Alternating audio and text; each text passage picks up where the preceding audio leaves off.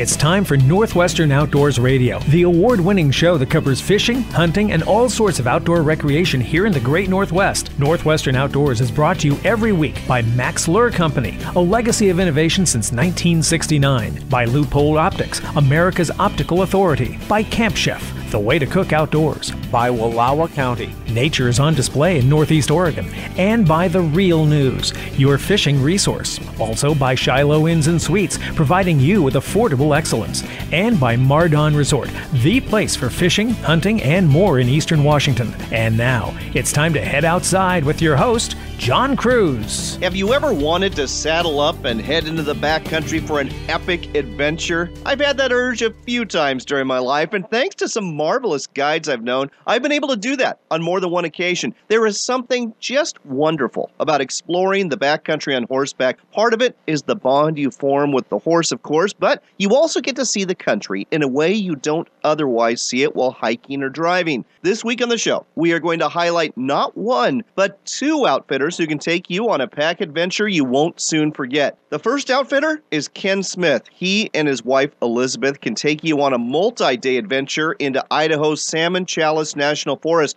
to hunt elk, mule deer, bear, and even mountain lions. Another place you can go hunting in the backcountry is in Oregon's Eagle Cap Wilderness. That's where Shawn and Shelly Steen of Steen's Wilderness Adventures take their horses and clients every year, not only for hunting in the fall, but also for backcountry camping, fishing, and wildlife viewing trips during the summer months. If you can't wait to get out there for some exercise, you'll want to hear about some snowshoeing excursions being offered in Montana and Eastern Washington, and we've got a couple of upcoming events to tell you about in the greater Portland area as well that involve a big sportsman show and the chance to become a certified interpretive guide. If you're in a fishing mood this week, we've got several field reports from around the Northwest that will scratch that itch for you, to include a conversation with guide Nate Luther of Nate Luther's Guide Service about the great fishing going on right now on Idaho's Clearwater River for monster steelhead. Lance Mers is also back to talk about kokanee fishing destinations, this time in Oregon State. Lance, as usual, will also have some good advice on what to use to get kokanee in the net on an extended max minute. And also on the fishing front, we'll be sharing news about a 12-year-old girl who is being recognized for catching a world record perch right here in the Northwest. But first, it's no secret that real women can be real fishing fanatics too. David Sparks caught up to one woman in Missoula, Montana recently who just loves to fish. Let's listen in together to this week's edition of Sportsman Spotlight to find out more. Fishing story, David Sparks, Sportsman Spotlight. Ran into Janaea Peterson at my favorite watering hole in Missoula, Montana, and I asked her what she had done that day. We were ice fishing. I only caught 2 rainbow trout and then 1 brown. And then my friend caught 1 brown and a brookie, and that was it. So it was kind of slow. But the one we caught was big. Not just ice fishing, but I mean just fishing in general. I kind of grew up with it. I don't have any brothers. I'm one of 3 girls. And so my dad has always been hunting and fishing. And not having any boys, he kind of pawned different tomboyish activities off on my sisters and I. And I was kind of the one that fell into fishing and just love it. I go all the time. Do ice fishing. I do fly fishing. I go steelhead fishing, pretty much everything. I have a couple girlfriends that are pretty interested in it as well. The girl I went with over the weekend, she's very similar upbringing to myself. She's also one of 3 girls, and her dad just always kind of raised her with it as well, and so she's my only friend that's pretty into it, seriously anyway. We went up to Big Sky Lake, which is pretty close to Missoula. It's only like 15-minute drive. It's just a small mountain lake. We used an auger, powered one. This one was my friend Kelly. She owns it. I have a hand one, but it's not very effective, and it takes a long time to use. I don't know, it's kind of funny to watch us use it. Neither one of us can start it on our own, so one of us has to hold it for the other one, and then she'll start it. We drilled 4 or 5 holes, and then we just kind of bounce around, and as the day goes on, and just sit there and drink beer, and that's a mellow Saturday afternoon.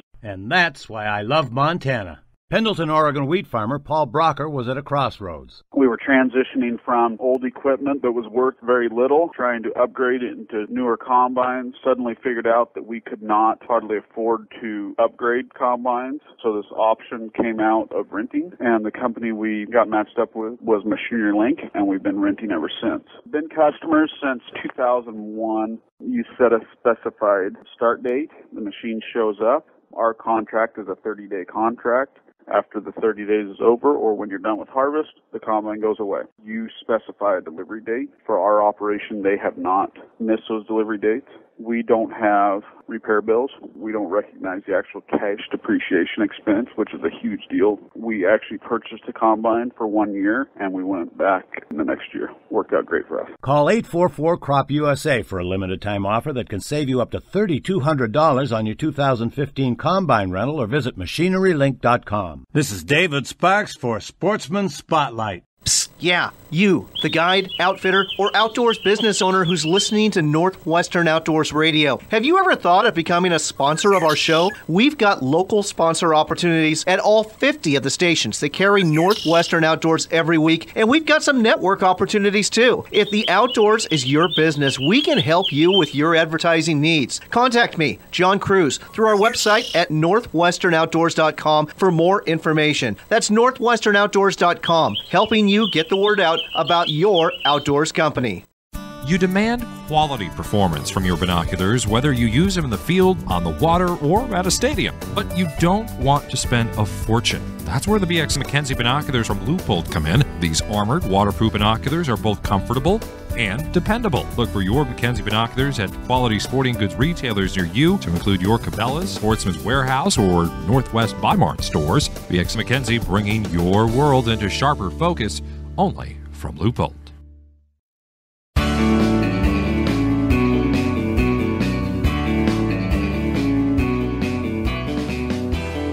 Welcome back to Northwestern Outdoors Radio. We're broadcasting again from the Tri-City Sportsman Show in Pasco, and we're talking to Ken and Elizabeth Smith. They own an outfit called Ken Smith's Hunting Idaho. Ken, Elizabeth, welcome to the show.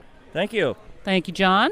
So, Ken, tell me a little bit about your company. Where are you located, and what services do you offer? I'm located out of Challis, Idaho, on the East Fork of the Salmon River.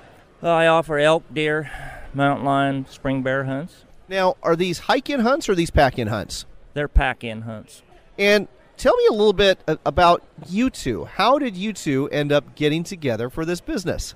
I had a hunting outfit in the Selway Bitterroot Wilderness, and I met Elizabeth in Challis, and I needed a camp cook. So I hired her as a camp cook, and that's where we got started. I assume she's a pretty good camp cook. Yes, she is.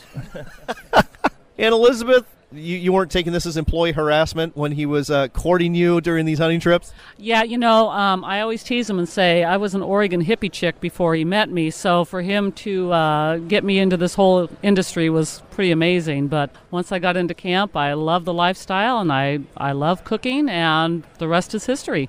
Well, we're going to talk a little bit more about that, but let's talk first about the area you hunt, the Salmon-Challis National Forest. Tell me about this region. I don't think a lot of our listeners are very familiar with it.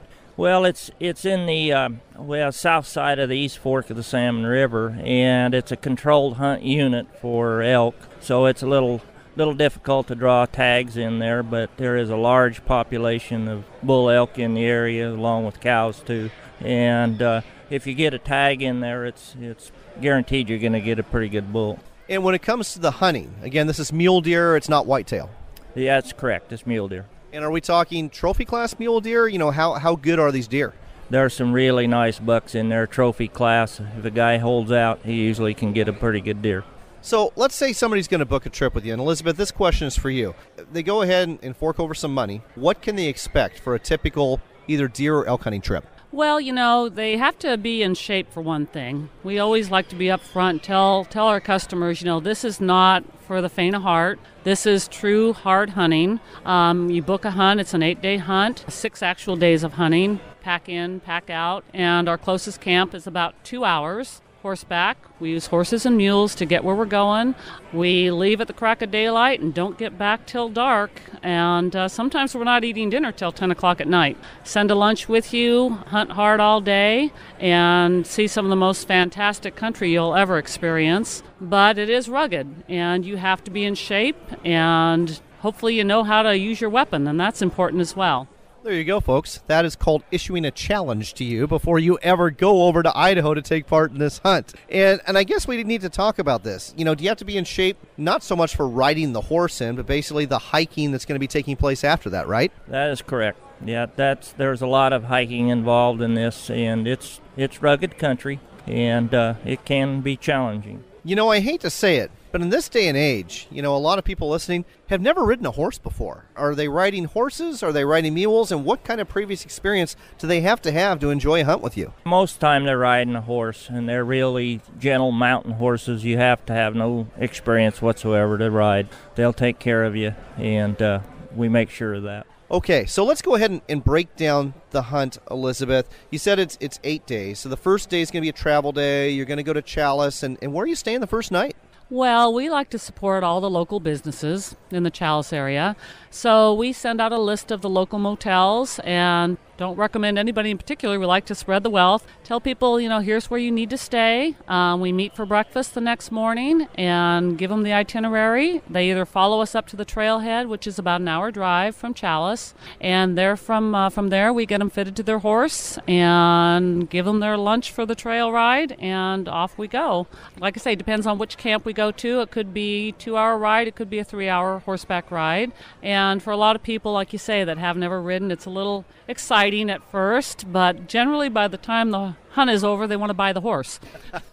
I believe it. So let's talk about camp itself. What kind of accommodations can a hunter expect? Well, we have just a beautiful camp setting. We have really deluxe wall tents. You have in your guest tent cots, foam pads. We have propane heaters.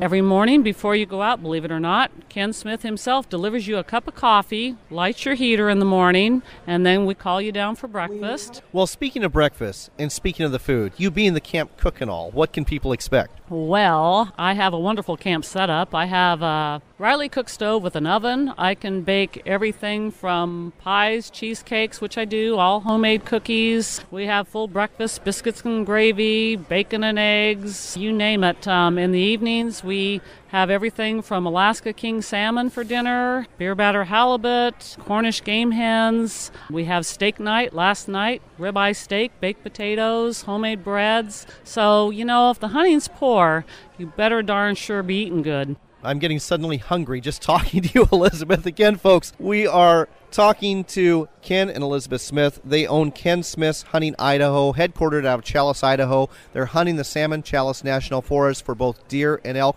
What are the seasons we're talking about here? Are we talking archery, muzzleloader, and rifle? Rifle and archery, not muzzleloader. The archery season is the month of September, and the rifle season is October. And the tags. How hard is it to get a tag for deer or elk hunting in the area? You mentioned it's kind of tough to do on your own, so how are people going to go hunting with you? We are allocated 3 tags in this controlled hunt that we can give to whoever books with us on a first-come, first-served basis.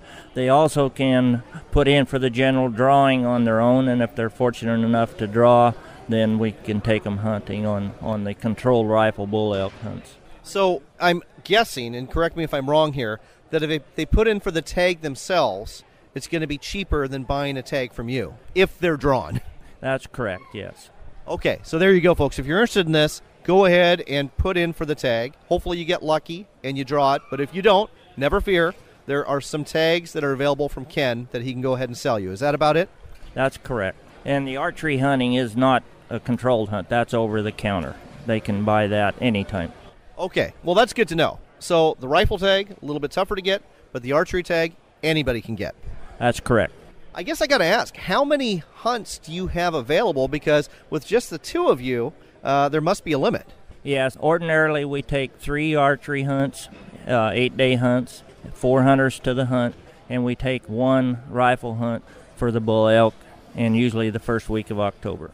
Now, in addition to these deer and elk hunts that are kind of the bread and butter for Ken Smith's Hunting Idaho, I also understand you offer some mountain lion hunts and some spring bear hunts. Tell me a little bit more about that. Yes, the mountain lion hunts are during the winter months, of course, starting in December. The season runs into March. Usually we do most of our hunting in February for the mountain lion hunters, and we only take about 4 hunters a season for that, and the success is really good. We hunt those out of 4-wheel drive vehicles, ATVs, and we use hounds to pursue the lions once we find a track. I'm glad you clarified that, because it seems to me mountain lions without hounds would be one of the most difficult animals of all to hunt. So at least in Idaho where you are, you do have permission to use hounds to go ahead and increase your success rate. That's correct. We can use hounds to hunt lions. All right, so let's move on to the spring bear hunts. Tell me about that. And the spring bear hunts, most of our spring bear hunts are pack-in hunts, just like our elk hunts. They're 7 days in length and 4 hunters again to a camp. That's all we accommodated at a time.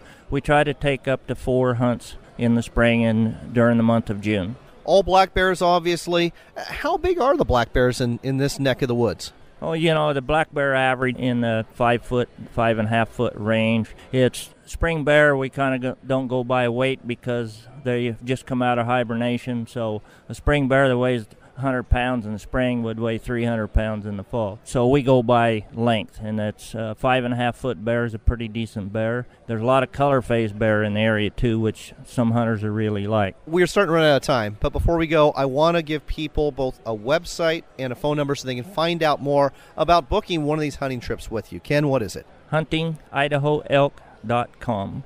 That's huntingidahoelk.com, huntingidahoelk.com, or you can give them a call at 208-476-7148. That phone number again, 208-476-7148, and you'll also find that number at their website of huntingidahoelk.com.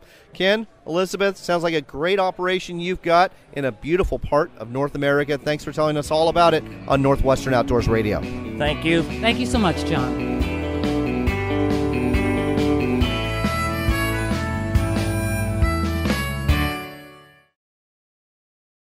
We're back with John Cruz on Northwestern Outdoors Radio. It's time for another Max Minute. Fish on! Brought to you every week by Max Lure Company. With us again, Lance Mers. Lance, kokanee fishing, extremely popular thing to do here in the Northwest. Let's talk about some places to go in the Beaver State if you want to go kokanee fishing. Ah, that's perfect. Wickiup is a good lake. Wallowa Lake is another good lake. Although that fishery's got to turn around a little bit, give it a couple of years. I agree. Wallowa Lake, the world record kokanee was caught out of there a few years ago, but so many kokanee are in there right now that the fishery's kind of crashed. There's lots and lots of small kokanee, but just like Lance said, that is going to turn around. Another place to go, Green Peter Reservoir over on the west side of the state. Another quality kokanee lake there too.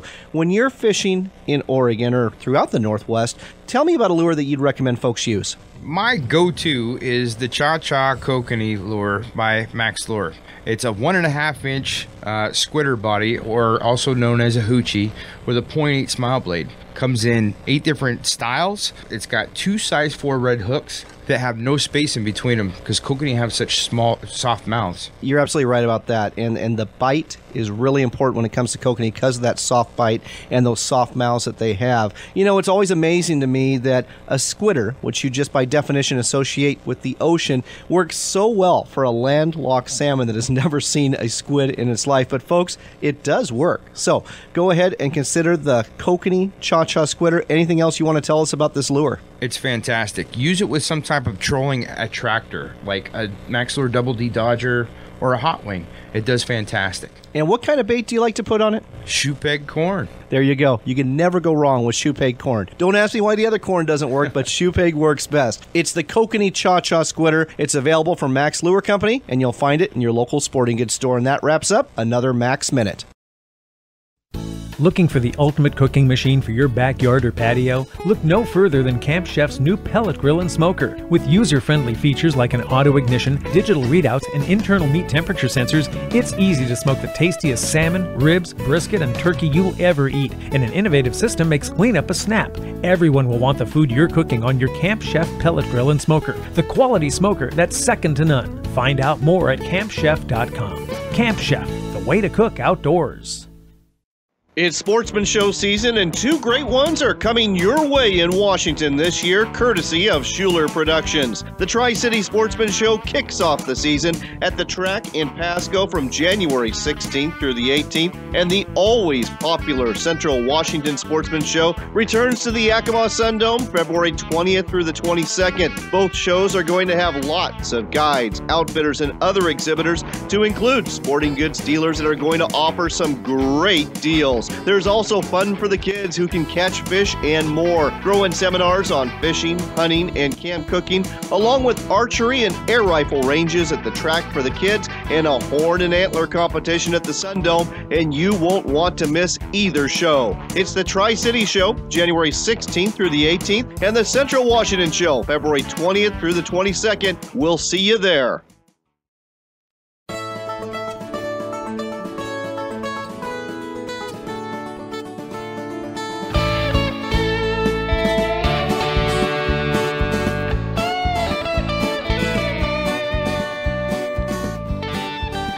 You're back with Northwestern Outdoors Radio. We're broadcasting from the Tri-City Sportsman Show in Pasco. We're talking to one of my favorite outfitters. His name is Shawn Steen. Shawn and his wife Shelly own Steen's Wilderness Adventures, headquartered out of Joseph, Oregon. Shawn, good to see you again. Good to see you too, John. Shawn, let's go ahead and tell our listeners who aren't familiar with Steen's Wilderness Adventures a little bit about what you have to offer folks. We are a mule and horse outfitter, so what we offer is basically we'll pack your gear into the wilderness areas and anywhere that we can legally pack into and take care of you out there and make sure you get back out safely. Do you do this during the summer and for the fall for hunters as well? We do. We do for the fall in Snake River and the upper Imnaha country, and then in the summertime we can go anywhere in Hell's Canyon or the Eagle Caps. So you offer the pack trips. Do you also offer services as a hunting guide on top of that? We do, yes. We do a little bit of guiding as well as the drop camps, but drop camps are probably 90% of what we do. Let's talk a little bit about the place you call home, Wallowa County, Oregon. It's some gorgeous country out there,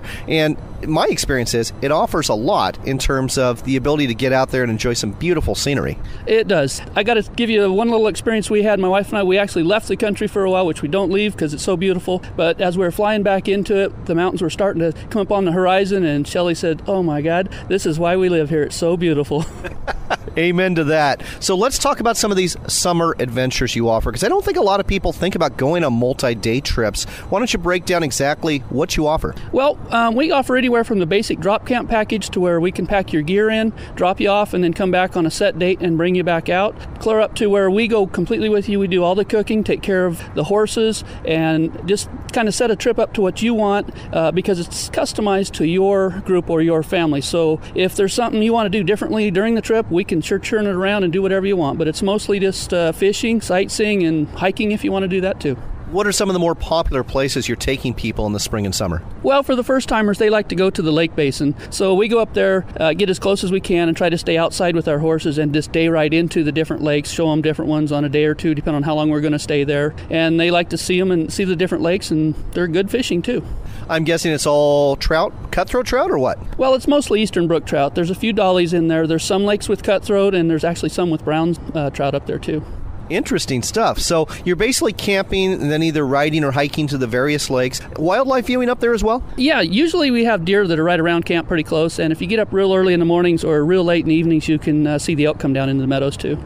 Oh, that would be absolutely wonderful. So what's the minimum time that people can stay? Are we talking like a 3-day trip? Well, that's what we recommend, a 3-day. So you have at least one day up there to tour around and do stuff. We have some people that are in a hurry and they just want to ride up and see the country and ride back out. But what we recommend is 3 to 7 days. All right, so 3 to 7 days this summer. And this is up in the Eagle Cap Wilderness, isn't it? That is in the Eagle Cap where we do our main stuff for the summertime. But we also do same type of trips through Hell's Canyon, which is if you want to see a lot more wildflowers and a lot more game, that's what I would recommend.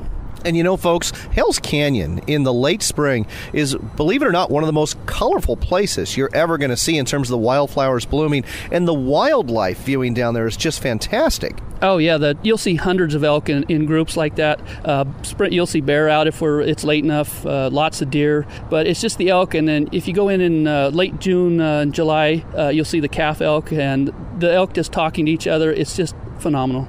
Another bonus of going to Hell's Canyon, really good chance you're going to see bighorn sheep down there as well. And the fishing down there on the Snake River is really good for both smallmouth bass, for trout, and if you get really lucky, you might even tangle into a sturgeon. So we've talked about your summer trips. Let's go ahead and talk about your fall trips for hunters. Where do those take place? Well, the majority of it is in Snake River. We pack people in out on different ridges, so we're mostly on the top country, not necessarily down on the breaks so much. So it's pretty easy hunting.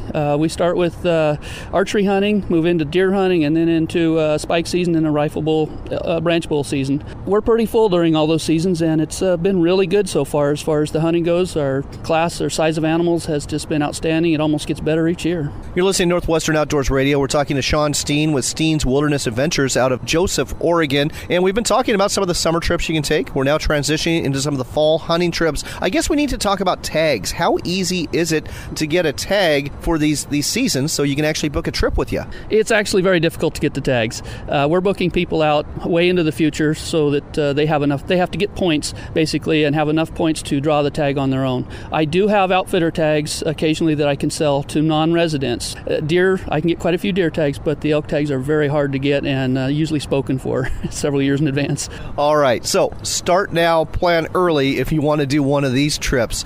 Let's go ahead and talk about something else here. You know, you've been doing this a long time, Shawn, and some people, you know, they might want to go hunting earlier with a outfitter, and maybe they have a tag for a certain area. You know, if somebody's looking to book an outfitter, what's some basic advice you would give them to go ahead and steer them towards a good one and away from a bad one? I would definitely tell them to look for references, call around and talk to the people that have been with them, and you can also go on the internet and look them up, and there's different places on the internet that are talking about people. You can't always trust that because there's going to be some people that are disgruntled and going to talk bad stuff about good people, but the number of years they've been in business, if they've been in business for a lot of years and have a lot of good references, chances are you're going to have a good experience with them.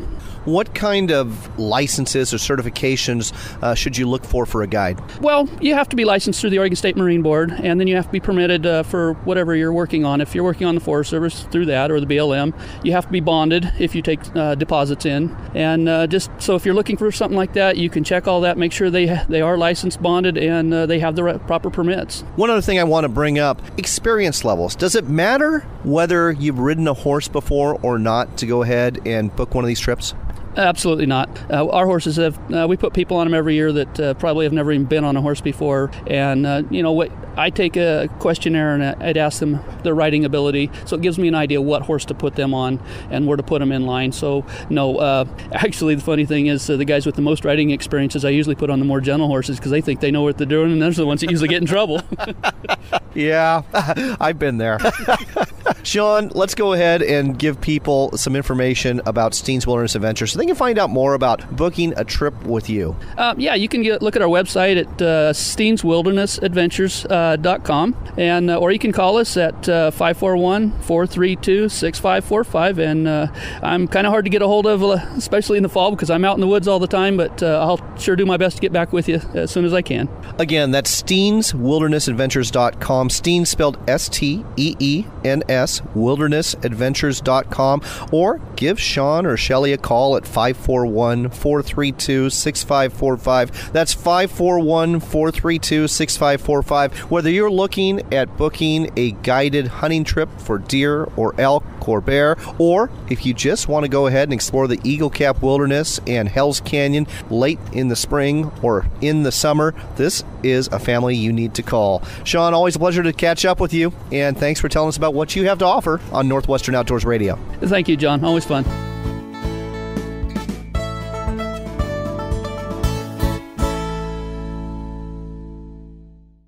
Wake up to winter in Wallowa County. Grab your camera and don your skis for some Nordic skiing adventure at Salt Creek Summit. Or spend the day on the family-friendly slopes of Fergie Ridge. And when evening comes, enjoy some of Wallowa County's fine dining and gaze at the stars before you dream of tomorrow's adventures. Your winter adventure begins at www.wallawacountychamber.com. I'd like to tell you I just brought down that buck, but I didn't. I missed. And you know why I missed? Because of the scope I've got on my rifle. You see, my friends told me to get a Leupold rifle scope. Why? Well, because Leupold is America's optical authority. They make a huge variety of quality scopes for every need, and they make them right here in the Northwest. Unfortunately, I didn't listen. I used the cheap scope that came with this rifle when I bought it. And when it came time to pull the trigger, well, let's just say things were a little blurry. Now, I've got nothing to look forward to except a long, empty-handed walk back home. Next time I come out into the field, there's going to be a Leupold scope on my rifle. And next time, I'm not going to miss. Leupold rifle scopes. Check out the whole line at leupold.com and look for them at a sporting goods store near you. It's time for the big ones. That's right. The two biggest shows in the Pacific Northwest are coming up soon. The Washington Sportsman Show is first, taking place at the Puyallup Fairgrounds, January 21st through the 25th. And then it's time for the second largest sportsman show in the entire nation. The Pacific Northwest Sportsman Show takes place February 4th through the 8th at the Portland Expo Center. Looking for a big show? Well, they're coming up soon in Puyallup, January 21st through the 25th, and Portland, February 4th through the 8th. Go to otshows.com. That's otshows.com to find out more, and don't you dare miss out on the big ones. With an Evinrude motor and Minn Kota troller and Lowrance fish finder or two, we push off the dock just before 5 o'clock and go sailing off in. Welcome back to Northwestern Outdoors Radio. It's time again for news and reports from the field, brought to you every week by Mardon Resort at Eastern Washington's Potholes Reservoir. Waterfowl hunting went out with a bang this month in the basin, and walleye fishing has been great on Potholes Reservoir. So now is the time to reserve for next fall, as well as this spring and summer. You can reserve park cottages, motel rooms, as well as new pull-through RV sites for the big rigs, and also brand new waterfront camper cabins. But you'll want to do so soon because they're going to fill up. Speaking of those camper cabins, thanks for the donation to Mardon Resort for a free night in one of these wonderful accommodations to the Wenatchee Sportsmen's Association game feed. That's going on Valentine's Day evening at the Wenatchee Sports Complex. I'm emceeing the event. Can't wait to do so. You can get your tickets for a full night of unique food and fun at Hooked on Toys in Wenatchee or Sportsman's Warehouse in East Wenatchee. And if you want to reserve accommodations at Mardon Resort, just go to their website. It's mardonresort.com. mardonresort.com, where the fish bite, but we don't. From the Fishing Wire, we learn a monster perch reeled in while ice fishing on Idaho's Cascade Lake last March is not only a state record, but a world record. When 12-year-old Tia Weiss landed a yellow perch last March on Idaho's Cascade Lake, she hoped it was going to break the state record. But little did the Eagle Idaho angler know her perch that weighed over 2 pounds and 11 ounces would eventually shatter a world ice fishing benchmark as well. Tia's perch measured a whopping 15.5 inches long with a 12.75-inch girth. That's incredible. It was recently confirmed by the Freshwater Fishing Hall of Fame as a record in the ice fishing tip-up category. 12 years old. Congratulations, Tia. Washington State has a new director to head their Department of Fish and Wildlife, and he's a man who already calls the Northwest home. Dr. Jim Unsworth was the deputy director for Idaho Fish and Game and was the top candidate found in a nationwide search. Unsworth has spent more than 30 years in wildlife management with Idaho Fish and Game and holds degrees from the University of Idaho and Montana State University. Unsworth is married, has 4 adult children, and is described as an avid hunter and angler. I've talked to a few folks who have worked with Unsworth before, and they tell me he's the quote-unquote real deal and the first director with a background in wildlife management the agency has had at the helm for quite some time. Speaking of wildlife management, in case you were wondering how many wolves reside in the great state of Idaho, we've got a rough number for you, courtesy of our Spokane affiliate, KXLY 920, and Rich Landers with the Spokesman Review, who report there are some 1,000 wolves and at least 22 breeding pairs of these predators. That's the word from Idaho Fish and Game biologist Jim Hayden, who says there are likely more breeding pairs than 22 because biologists have only been able to gather information on 30 of the 107 known wolf packs in the state. The number is well over the mandated 15 breeding pairs of wolves and a minimum number of 150 of these animals, the threshold for listing them as an endangered species through the U.S. Fish and Wildlife Service. 1,000 wolves, that's a whole bunch of top-tier predators. In Montana, applications for this year's deer and elk permits are now available for residents and non-residents. Ron Osheim with Montana Fish, Wildlife, and Parks is urging hunters to apply online, saying it's fast, convenient, and accurate. You can do so by going to fwp.mt.gov. Click on the hunting tab, and you'll be on your way. That website again, fwp.mt.gov. And finally, it's not just anglers who are benefiting from the great salmon runs we've had the last year. Thanks to huge returns of Chinook and coho salmon to hatcheries in Oregon, the Department of Fish and Wildlife there was able to donate more than 350,000 pounds of salmon to food banks and communities throughout the state. Manny Farinas, a hatchery coordinator with ODFW, says, "We're proud that our hatcheries have such positive impact on the lives of Oregonians." That's great news. And you know what? I'd love to see this happen throughout the Northwest. So if anybody from Washington Department of Fish and Wildlife or Idaho Fish and Game is listening, might want to take a page from the ODFW book there and maybe help some people out with these great salmon returns we're seeing in our hatcheries. Turning our attention to field reports, I know of a couple places in southeast Oregon that offer some unique fishing opportunities this winter. You're going to find them by the tiny community of Summer Lake. That's where the Anna River, a spring-fed stream, flows, and you can catch 8 to 14-inch trout there all year long. One popular way to fish this stream is on a pontoon boat using a fly rod. Try casting a small blue winged olive, especially in the early afternoon when mayfly hatches are going off. The Anna River flows from Anna Reservoir, which also has trout in it, but most anglers are heading there to go for a very unusual species for us Northwesterners, a hybrid striped white bass.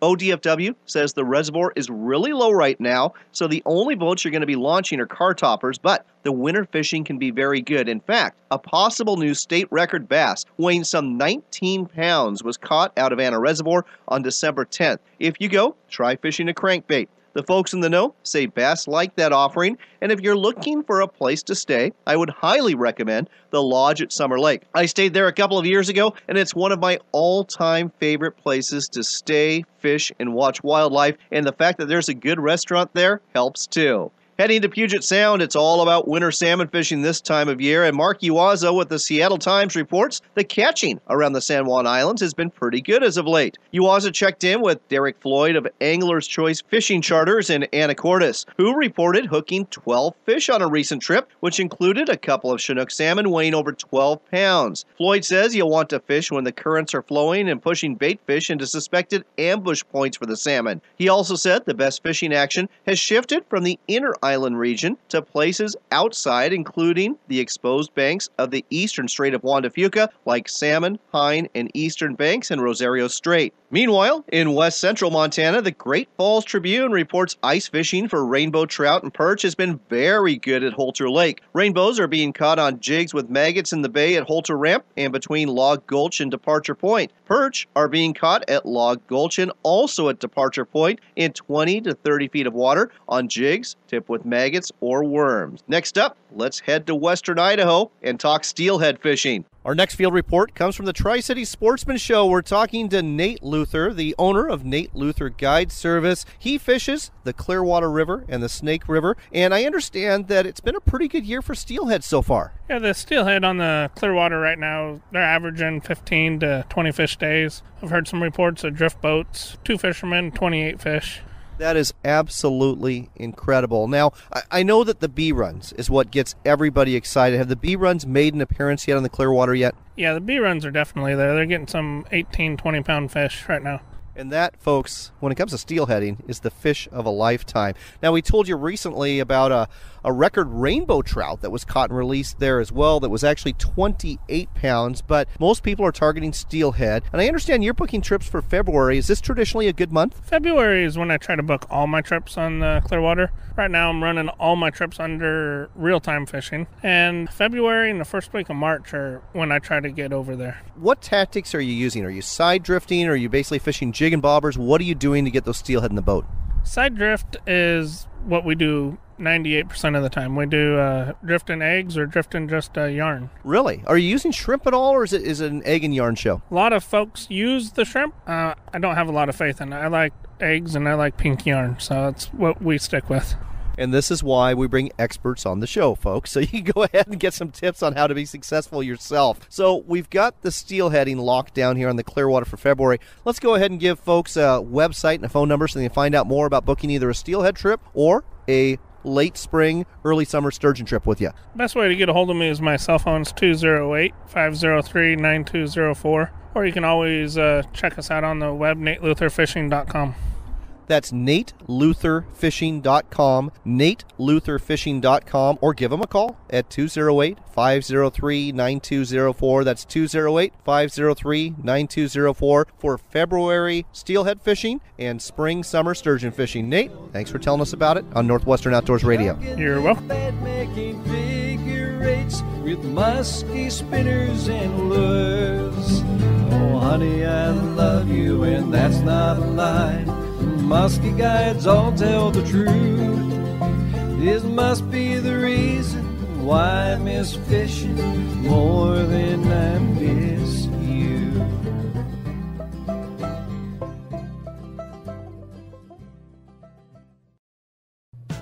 Listen up, steelheaders. Fishing jigs under slip bobbers is one of the best ways to hook up with a metalhead this season, and Max Lure Company has got 2 jigs you have got to have.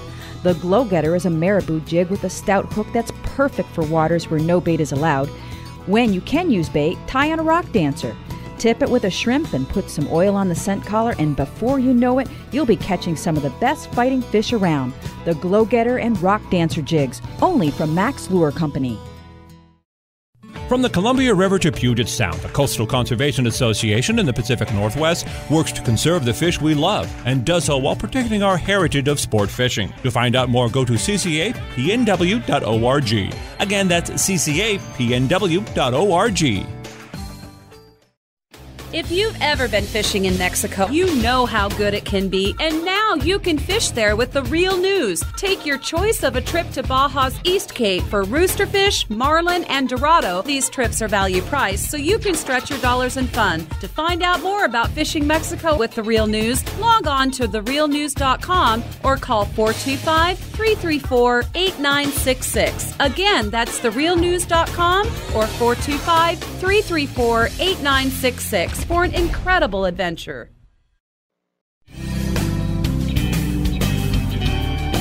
We're back with one last cast from John Cruz on Northwestern Outdoors Radio. Have you ever had the urge to become a certified interpretive guide? You know, the sort of person who works with the public at parks, museums, nature centers, aquariums, and more? Well, you can through Oregon State Parks. They're offering a workshop to get you there from February 10th through the 13th at Tryon Creek State Natural Area near Portland. If you go, you will be asked to prepare and lead 20 hours of interpretive or educational programs within the park during the next year. Sounds like the perfect apprenticeship to me. You can register for the course by contacting Deborah Hill at Tryon Creek State Natural Area. If you're looking for some fun in eastern Idaho next weekend, head to Lava Hot Springs for their annual Fire and Ice Festival. You can start off the weekend with wine tasting, comedy night, and karaoke, but then you can go outside during the weekend on a polar bear float down the Portneuf River, and there's a disc golf tournament too. Throw in a chili cook-off, games for the kids, and a whole bunch of other things like the running of the bulls down Main Street on Sunday, and it sounds like it's going to be a good way to face old man winter. In Montana, park rangers are offering free 2-hour guided snowshoe hikes at Glacier National Park every weekend through March 22nd. Simply meet at the Apgar Visitor Center and be ready to go at 10:30 or 2 on Saturdays and Sundays. You can bring your own snowshoes or rent some at the Visitor Center for a low fee. No registration is required, but you do have to pay an entry fee to get into the national park. Speaking of snowshoeing, if you're looking for a unique Valentine's Day dating experience, I've got just the thing for you from Spokane Parks and Rec, a guided day of snowshoeing at Mount Spokane, combined with a stop at Trezzy's Farm Wine. You'll meet on Valentine's Day at 10 a.m. or 3:30 p.m., your choice. Get transported to the mountain, and everything in terms of gear is provided for your guided day of snowshoeing. You will go ahead and stop by the winery on the way back. The cost is $35. There's an additional $3 tasting fee at the winery, but this sounds like a great and memorable deal. Register now by going to the Spokane Parks and Recreation website or contacting them by phone, and do it fast because space for this one is limited. Speaking of Valentine's Day, I'm emceeing the 50th Annual Wenatchee Sportsman Game Association feed. It's taking place at the Wenatchee Sportsplex and features all sorts of unique wild game dishes along with raffles, auctions, and more. There's going to be some beautiful framed art, guided fishing trips, guns, a bow, and thanks to our friends at Mardon Resort, a night at a new waterfront camper cabin that somebody is really going to enjoy. The game feed kicks off at 5 p.m., goes till 9, and should should be a ton of fun. Pick up your tickets this week at Hooked on Toys in Wenatchee or at Sportsman's Warehouse in East Wenatchee. If you get a chance, check out our Facebook page at Northwestern Outdoors Radio and our website too at northwesternoutdoors.com. Another website to be aware of is RenoViolaOutdoors.com. That is an internet radio station dedicated to outdoors radio. We are proud to be part of their lineup, and you can tune into our show and about 30 other ones at RenoViolaOutdoors.com. That's all for this week. Don't forget that the big Pacific Northwest Sportsman Show kicks off on Friday the 4th, runs through Sunday the 8th, and we are going to be there. So stop by the Expo Center in Portland, say hello, and sign up for a prize giveaway we are doing, courtesy of Max Lure Company and Camp Chef. Until next time, take care, God bless, and make it a point to spend some time outdoors.